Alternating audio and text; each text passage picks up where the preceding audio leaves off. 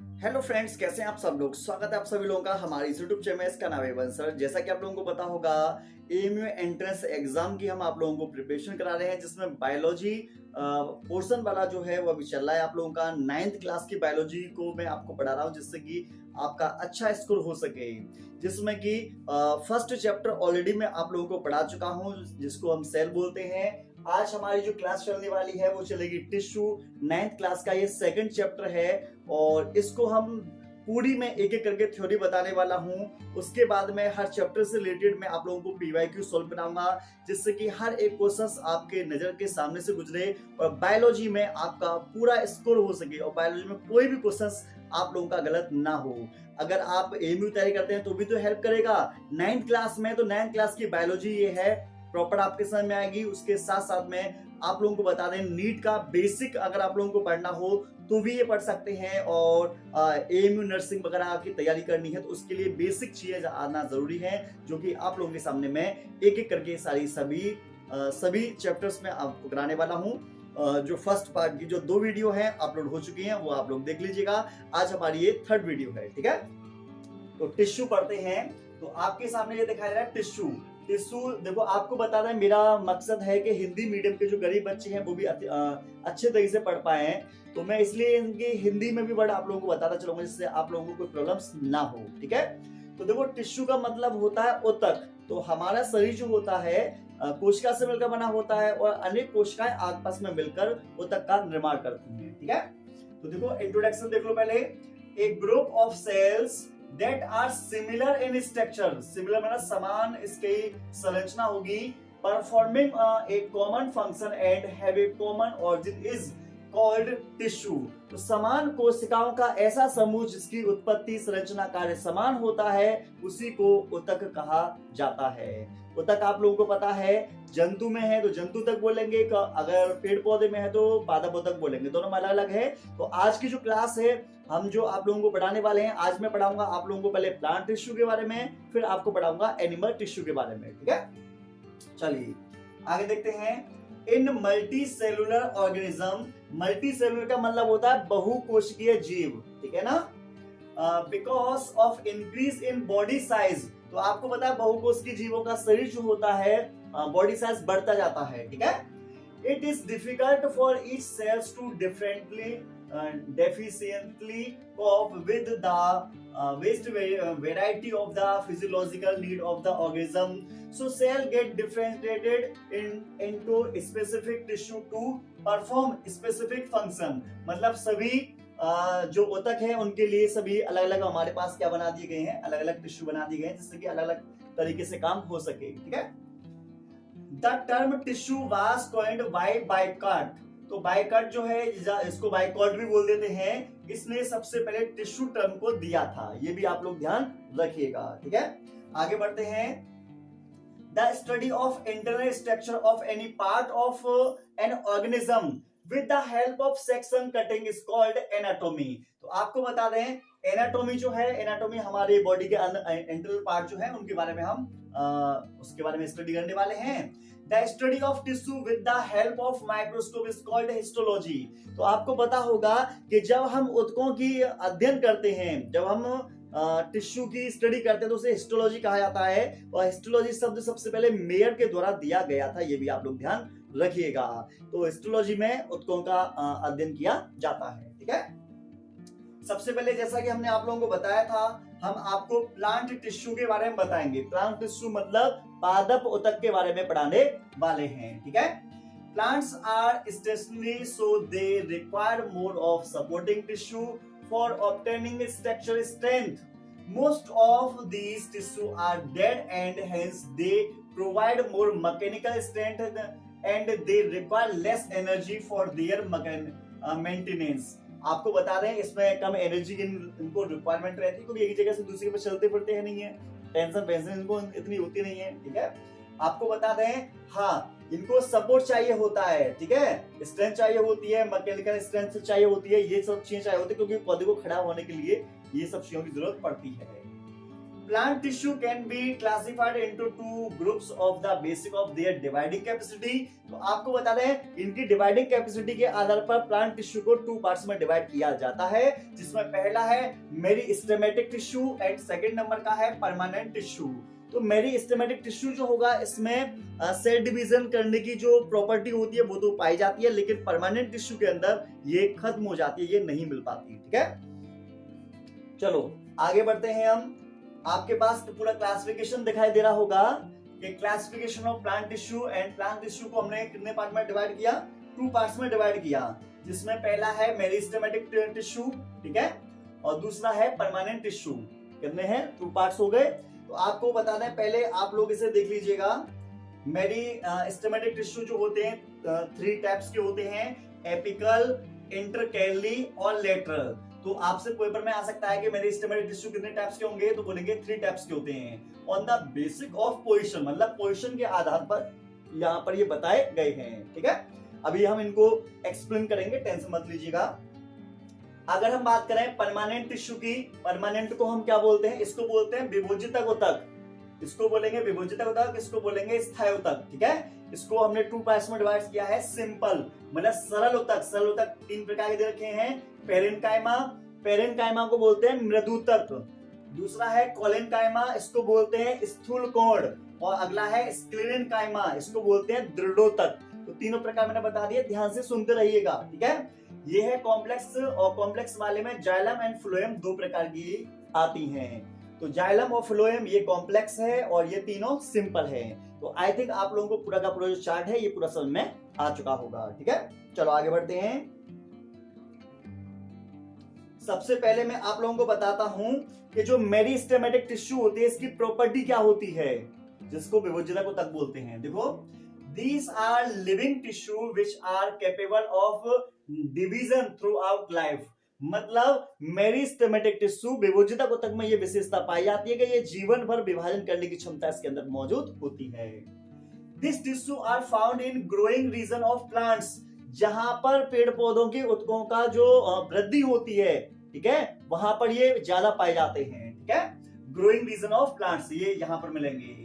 Cell have thin cell wall, तो cell wall कैसी होगी, थिन होगी, and are compactly packed with no intercellular space. तो paper में आएगा कि दो कोशिकाओं के बीच अंतर कोशिकीय अवकाश मिलता है या नहीं, तो बोलेंगे नो इंटरसेलुलर स्पेस, इसके अंदर आपस में कोई भी स्पेस नहीं होता है। ठीक है, sales contain dense cytoplasm and do not have vacuoles, मतलब इनकी कोशिका के अंदर वैक्यूल मतलब रसधानियां नहीं पाई जाती हैं, और इनका जो साइटोप्लाज्म है, कोशिका द्रव्य, वो डेंस मिलता है, घना होता है। ठीक है, आगे देखो, cell contain prominent and large nucleus, मतलब इनके अंदर जो केंद्रक होता है, केंद्रक लार्ज मात्रा में मिलता है, मतलब लार्ज मतलब बड़ा मिलता है। ठीक है, आपको बता दें मेरिस्टेमेटिक्स के फंक्शन के आधार पर अगर हम देखेंगे तो ये आप लोगों को दिखाई देंगे कुछ इस तरीके से। मैं थोड़ा जूम कर देता हूं और अच्छे तरीके से आपको दिखाई दे जाएगा।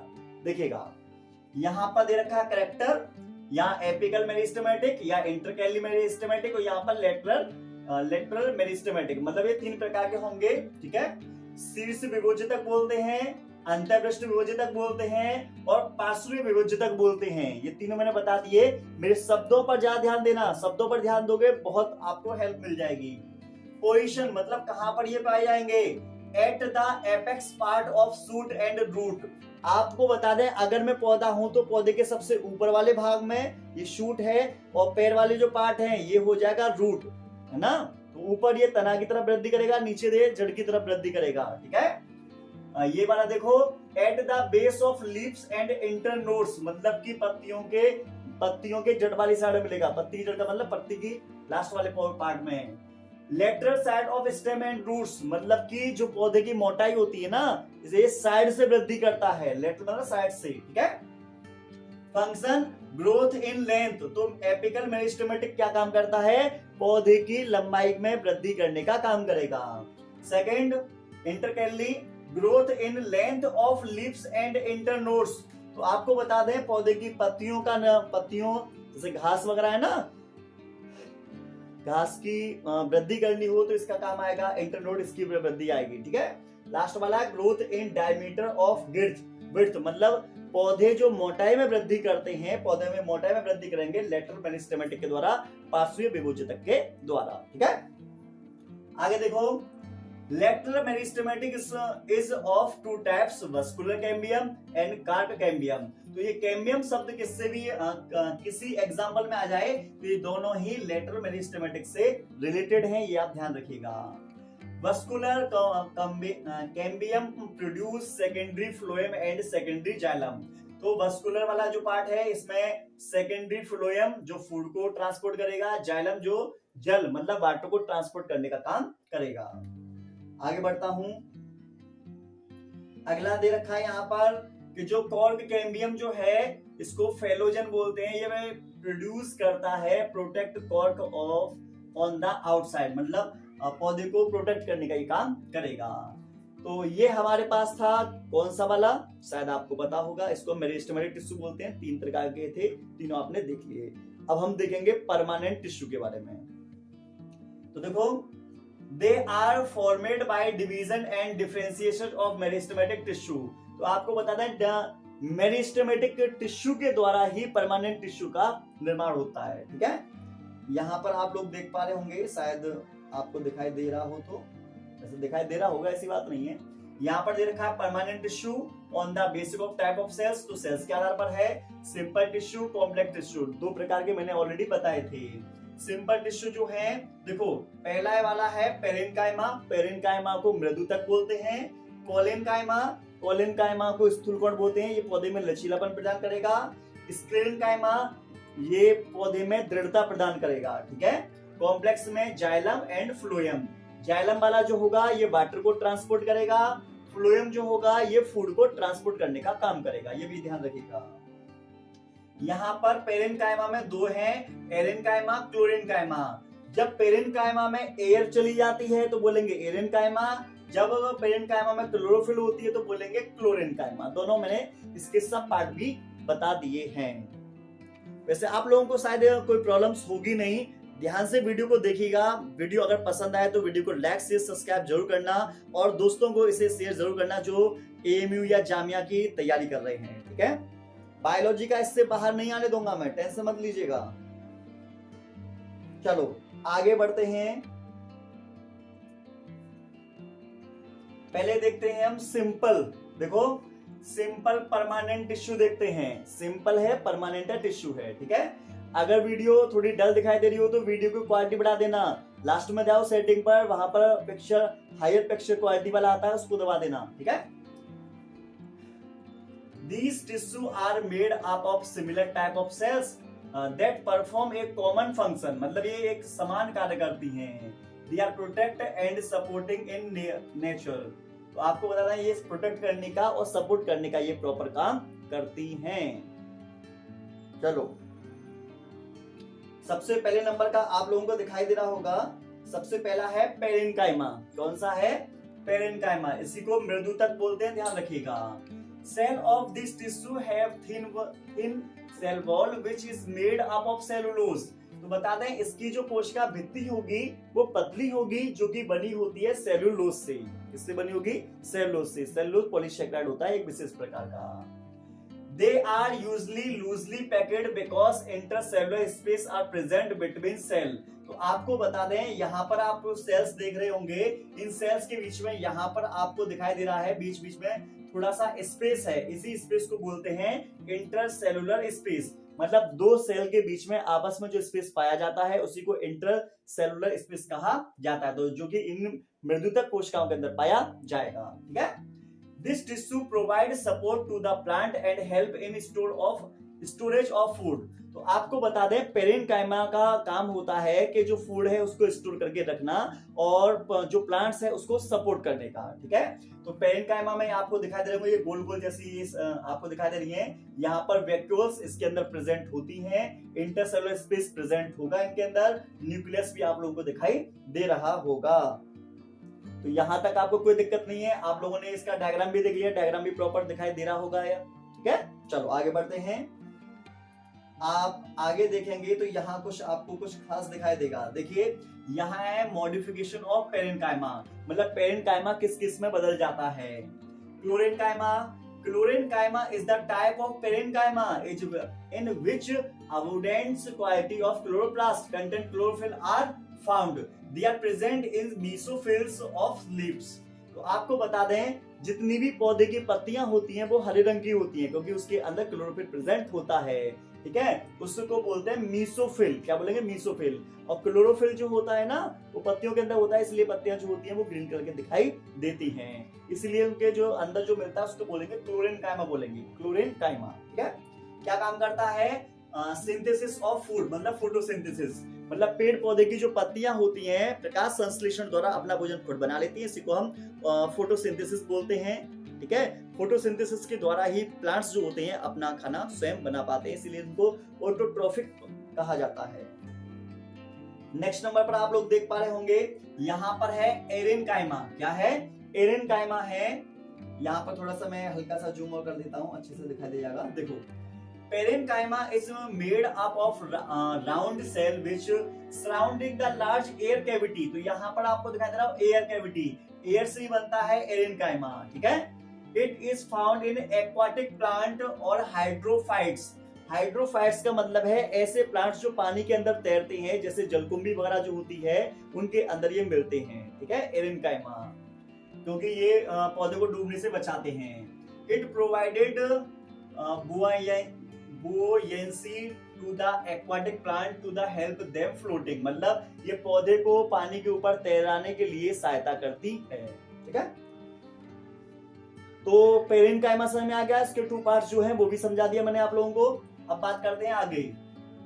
कोलेन्काइमा, नाम ब्रैकेट में लिखा हुआ है फ्लेक्सिबल टिश्यू, क्योंकि जो भी आप तना पकड़ते हैं, जो भी आप डाली पकड़ते हैं, ऐसे पकड़ लेते हैं, छोड़ देते तो अपनी पुनः स्थिति में चला जाता है, तो डाली के अंदर जो लचीलापन होता है वो कोलेन्काइमा के द्वारा ही होता है। ठीक है, cell of this tissue are irregular thickness at the corner due to the deposition of pectin, मतलब इनके कॉर्नर पर पेक्टिन पाया जाता है और इरेगुलेशन थिकनेस होती है। It is present below the epidermis of leaf stalk and leaf margin. तो आपको बता दें पत्ती में जो डंठल वाला जो पार्ट है ना, या आप बोलेंगे पत्ती के जो ऊपर, मतलब ये पत्ती के जस्ट नीचे वाला पार्ट होता है, एपिडर्मिस के नीचे मिलता है, ये ध्यान रखना। ठीक है, एपिडर्मिस के नीचे मिलेगा। और यहाँ पर आप लोग देख पा रहे होंगे, यहाँ पर ये कॉर्नर पर थोड़ा सा थिकनेस दिखाई दे रही होगी। ठीक है, कॉर्नर पर थिकनेस आप लोगों को दिख रही होगी। वैक्यूल्स इसके अंदर प्रेजेंट होते हैं, नीकनेस भी इसके अंदर प्रेजेंट है। दोनों ही आप लोगों को डायग्राम दिखाई दे रहे होंगे, एकदम क्लियर तरीके से दिखाई दे रहे होंगे, कोई दिक्कत आप लोगों को नहीं आएगी। अच्छे तरीके से देखते रहिए, पढ़ते रहिए, वीडियो को शेयर करते रहिए। ठीक है, चलो फंक्शन क्या है इसका? It provided mechanical support, tensile strength and elasticity. तो आपको बता दें मैकेनिकल सपोर्ट करने का काम जो करता है वो कोलेन्काइमा ही करता है। It allow easy bending in various part of plant leaf and stem without breaking. It provides flexibility to plants. तो plants के अंदर flexibility जो देने का जो काम करता है वो हमारे पास कोलेन्काइमा जो टिश्यू है वो यही करेगा। तो बहुत सिंपल है। वीडियो को जब पहली बार देखेंगे तो आपको शायद इंफॉर्मेशन समझ में आए, इसी चीज को दोबारा देखोगे तो बहुत अच्छे तरीके से समझ में आ जाएंगे आपको। ठीक है, चलो आगे बढ़ते हैं हम। लास्ट नंबर का है हमारे पास स्क्लेरेन्काइमा। इसी को बोलते हैं दृढ़ोतक, ये पौधे में दृढ़ता प्रदान करता है। ठीक है, बीज वगैरह में ना। Sclerenchyma cell are dead. तो ये आप ध्यान रखना कि पेरेन्काइमा कोलेन्काइमा वो लिविंग थी और ये डेड, ये इसकी डेथ हो जाती है। Narrow and long cell and they are divide of protoplasm, divide of protoplasm. ठीक है, the wall of cell of sclerenchyma are greatly thickness with deposition of lignin. Such cell wall are called lignified. तो आपको बता दें इसकी कोशिका भित्ति के चारों कोनों पर लिग्निन की मात्रा इकट्ठी हो जाती है। ठीक है, जिसे हम लिग्निफाइड भी बोल देते हैं। इसके कारण इनकी कोशिका भित्ति है, बाहर का जो पर्दा है वो काफी मोटा हो जाता है। ठीक है, The cell of sclerenchyma are closely packed without intercellular space. तो बता दें कि जो दृढ़ोतक कोशिकाएं होती हैं वो इस तरीके से होती हैं। इस तरीके का मतलब इन उंगलियों के बीच में, इन सेल्स के बीच में कहीं पर भी इंटरसेलुलर स्पेस नहीं है। दो कोशिकाओं के मध्य में इनके अंदर क्या नहीं होता, स्पेस नहीं होता है। ठीक है, आगे देखो, they are founding in stem around the vascular bundle, roots, veins of leaves, hard covering of seeds and nuts। तो आपको बता रहे हैं जो कच्चे फल वगैरह होते हैं, बीज वगैरह जो होते हैं, ये वहां पर ज्यादा पाए जाते हैं जहां पर प्लांट्स के अंदर कठोर पार्ट होता है। ठीक है, it is the main mechanical tissue which provide mechanical support, it makes the plants hard and stiff। तो बता दें इसके द्वारा ही जो प्लांट है वो हार्ड होगा, स्टिफ होगा, और ये मैकेनिकल सपोर्ट करने का सबसे ज्यादा मैकेनिकल सपोर्ट जो करता है वो यही करता है स्क्लेरेन कायमा, दृढ़तक जो हम बोल देते हैं। ये कुछ सेल्स इस तरीके की दिखाई देती हैं जो आप लोगों को दिखाई दे रहा होगा बिल्कुल डायग्राम। ठीक है, चलो आगे बढ़ते हैं। यहां आप लोग देख पा रहे होंगे कि जो स्क्लेरेन कायमा है, sclerenchyma cells are two types in structure. पहला है फाइबर्स के रूप में और स्क्लेरेट्स के रूप में, टू टाइप्स में होते हैं ये। ठीक है, चलो आगे बढ़ते हैं। तो दोनों ही देख लीजिए क्योंकि यहां से क्वेश्चंस एग्जाम में पूछ लिए जाते हैं। देखो, पहला है स्क्लेरेन कायमा fibre, they constitute the major mechanical tissue of the plant and are abundantly found in plants। commercial fiber obtained from plants जैसे jute, flax, hemp, husks of coconut usually are sclerenchyma fibres. तो paper में ये बहुत ज्यादा पूछे जाते हैं example, इन एग्जाम्पलों को याद जरूर कर लेना। जूट, फ्लेक्स, हेम्प और हस्क ऑफ कोकोनट, ये ध्यान रख लेना, ये क्या है, फाइबर हैं। ठीक है ना, चलो स्क्लेरोस देखो, ग्रेट और स्टोन सेल्स, स्टोन सेल मतलब पाषाण कोशिकाएं बोलते हैं। They are highly thickened and irregular shaped dead cells. तो कैसी सेल्स होंगी, ये डेड सेल्स होती हैं। ठीक है, they are found in various part of the plant such as cortex, pith, phloem, hard seed coat. Sclerates provide strength to seed covering and grittiness to the pulp of many fruits such as guava, apple and pear। आपको बता दें जो कच्चे फल होते हैं वो बहुत ही ज्यादा कठोर होते हैं, इसी के द्वारा होंगे, और जो बीज होते हैं, बीज के चारों तरफ का जो कवच होता है वो भी बहुत ज्यादा कठोर होता है, वो भी इसी के द्वारा होता है। ठीक है, चलो तो इस तरीके से आप लोगों ने क्या पढ़ा, आपने सिंपल परमानेंट टिश्यू पढ़ लिए। अब हम पढ़ने वाले हैं कॉम्प्लेक्स टिश्यू जिसमें जाइलम एंड फ्लोएम आएगा। ठीक है, इसको भी पढ़ लेते हैं। बिल्कुल भी मैं आप लोगों का टाइम वेस्ट नहीं कर रहा हूं, इसलिए आप प्रॉपर पढ़िए, एक एक चीजों को पढ़ते रहिए, समझिए। ठीक है, और वीडियो दोबारा देखने की जरूरत पड़े आपको तो दोबारा देख लेना। वीडियो में आपको बता दें 9th का बेसिक चल रहा है, 9th के नोट्स चल रहे हैं, वो भी एलियन का कोचिंग एलियन के चल रहे हैं, प्लस एएमयू में काम आएगा, नीट की बेसिक इंफॉर्मेशन में काम आएगा, प्लस कोई भी कंपटीशन एग्जाम क्यों ना सही सभी में ये काम आने वाला है। ठीक है, चलो कंपाउंड और कॉम्प्लेक्स परमानेंट टिश्यू, तो आपको बता दें इसको बोलते हैं जटिल ऊतक। ठीक है, the complex tissue consist of more than one type of cells. तो यहाँ पर एक से ज्यादा सेल्स पाई जाएंगी, 4 प्रकार की कोशिकाएं पाई जाती हैं इसमें। ठीक है, पहला है xylem. Xylem consist different types of cells both living and non living. तो जाइलम के अंदर जो कोशिकाएं होंगी कुछ सजीव होती हैं, कुछ निर्जीव होती हैं। तो आपको बता दूं, पहले बता रहा हूं, ध्यान से सुन लेना, जहां पर स्क्लेरेन कायमा या फाइबर शब्द जुड़ जाएगा समझ जाना वो डेड सेल्स होगी, नॉन लिविंग होगी। ठीक है, पहला है ट्रेकेट्स। तो ये ट्रेकेट्स क्या है, tracheids are elongated tubular dead cells, underline कर लेना, डेड सेल्स है, with narrow blunt end, they possess hard lignified wall and wide lumen, some unthicked area called pith are present of movement of shape from one cell to another। तो आपको बताना है एक cell से दूसरे cell की तरफ ये वाटर को ट्रांसपोर्ट करने का काम करती है। और ट्रिकेट्स कुछ इस तरीके की दिखाई देती है, यहाँ पर आपको सेल वॉल दिख रही होगी, ये ल्यूमेन है, या यहाँ पर आप लोगों को विभिन्न प्रकार के पिथ दिखाई दे रहे होंगे। ठीक है, अगला है vessels. Vessels are much elongated tubular channels with wide lumen. A vessel is composite structure made up of number of vessels elements. These are joining together and allow quick movement of water or shape. तो आपको बताया water and shape को ये movement करने का काम करता है, और आपको इस तरीके की जो स्ट्रक्चर आपको दिखाई दे रही है ये वेसल्स की स्ट्रक्चर है, ठीक है ना। तो आपको बता दें ऊपर के जो दोनों हैं ट्रैकेट्स और वेसिकल्स जो हैं ये दोनों ही वाटर को ट्रांसपोर्ट करने का काम करते हैं, ठीक है। नीचे दे रखा है xylem parenchyma cell are associated with xylem, they store food and help in lateral conducting of shape. तो आपको बता दें जाइलम पेरेन्काइमा जो होती है ये लिविंग होती है, ये ध्यान रखना, और फूड को स्टोर करने का ये काम करती है, ये भी आप ध्यान रखिएगा। जाइलम फाइबर, कहीं पर भी फाइबर शब्द आ जाए तो समझ जाना कि वो नॉन लिविंग सेल्स होगी। Are sclerenchyma fibre for the mechanical support of the xylem. तो जाइलम फाइबर जो होगा ये मैकेनिकल सपोर्ट करने का काम करेगा जाइलम के अंदर, मतलब प्लांट्स के अंदर, ठीक है।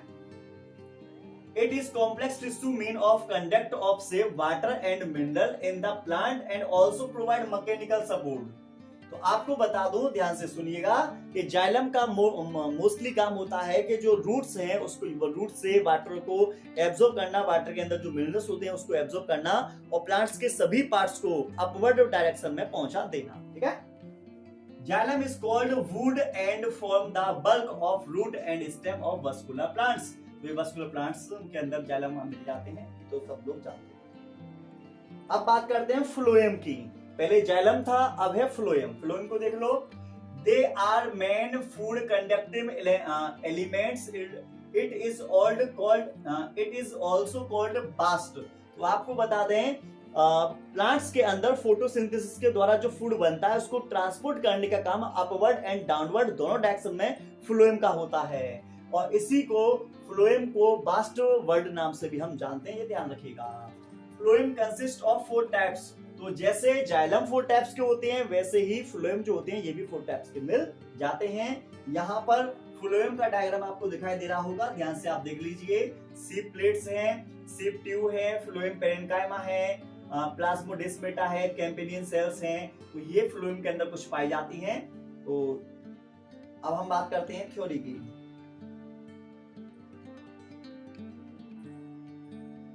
चलो देखिए, पहला है sieve tubes are elongated tubular channels. Each sieve tube is made up of several cells called sieve tube. Members join end to end. The end walls have many large pores known as sieve plates. The sieve tube is always associated with the companion cells. Sieve elements take part is the transport of organic food. तो आपको बता दें sieve tube जो होती है इसका मुख्य काम होता है फूड को ट्रांसपोर्ट करना। जो ऑर्गेनिक फूड है जो प्रकाश संश्लेषण द्वारा बना था उसको ट्रांसपोर्ट करने का ये काम करेगी, ठीक है। A mature sieve tube has a peripheral cytoplasm without nucleus, so it living cell without nucleus.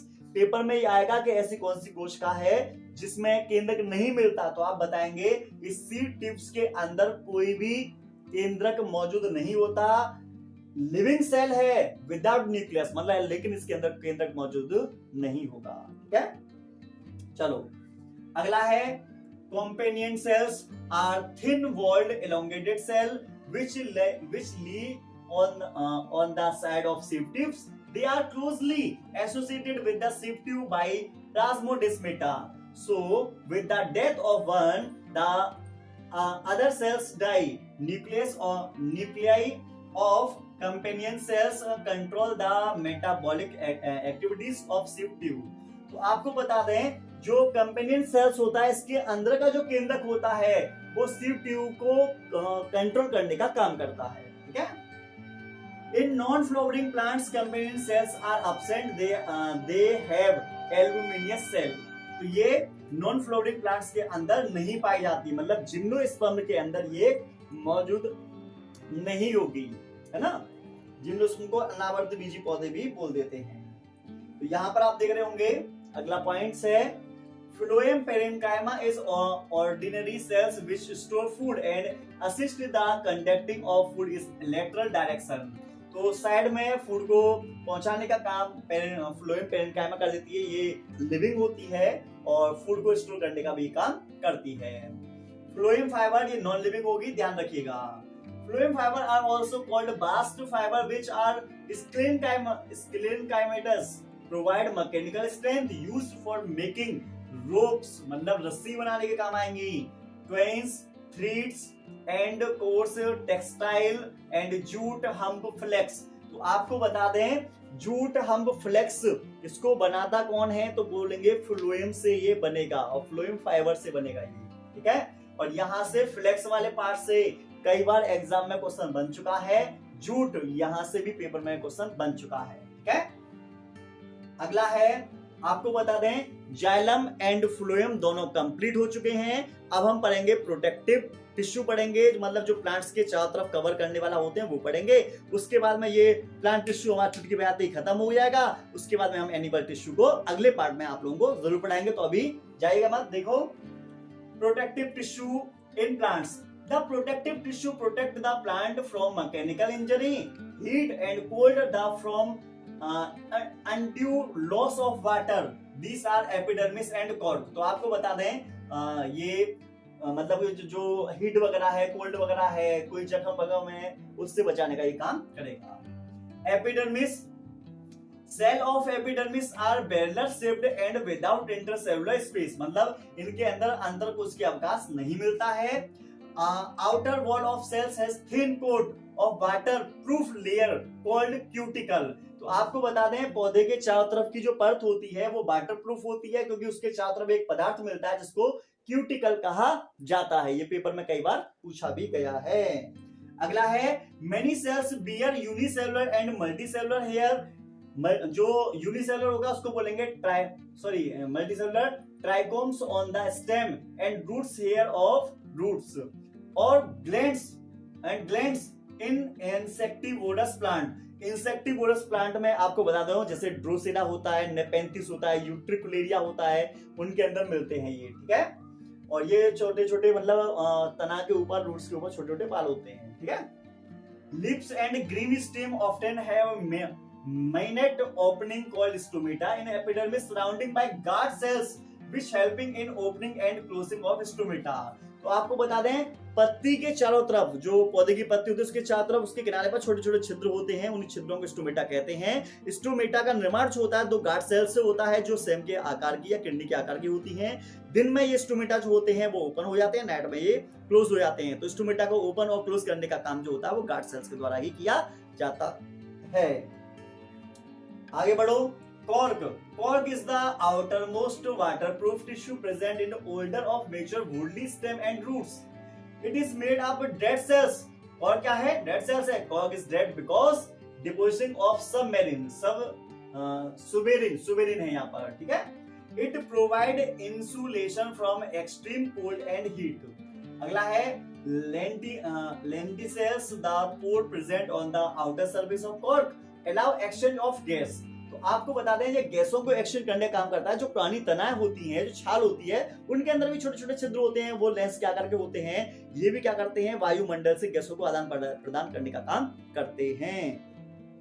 तो इस तरीके से हमने प्लांट टिश्यू देख लिया। अगली वीडियो में हम एनिमल टिश्यू के बारे में डिटेल में आप लोगों से बात करेंगे। तो आज के लिए बस इतना ही। अगर वीडियो आपको पसंद आए तो वीडियो को लाइक शेयर सब्सक्राइब आप लोग जरूर करिएगा, और दोस्तों को ज्यादा से ज्यादा बताइएगा कि जो एएमयू एंट्रेंस की एग्जाम की प्रिपरेशन कराना स्टार्ट कर दिया गया है। बस आप लोग डेली आओ, सीखो, और यहाँ पर आपको जो पढ़ाया जा रहा है बेस्ट नोट्स हैं।